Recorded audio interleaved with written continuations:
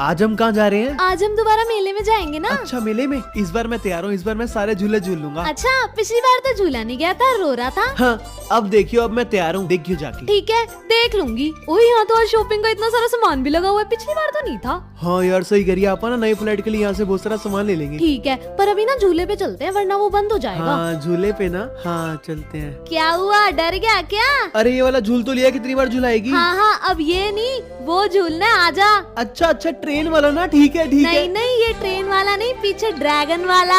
यार एक काम करते हैं, पहले ट्रेन वाला झूलते हैं, ड्रैगन वाला बाद में झूल लेंगे। चल ठीक है पहले ट्रेन वाला ही झूल लेते हैं फिर तेरी तसल्ली के लिए। चल आजा, पहले ट्रेन वाला झूलते हैं, स्टार्ट होने वाले, आजा आजा आजा। डरपोक सा। गाइस नेक्स्ट पार्ट के लिए चैनल को सब्सक्राइब करें।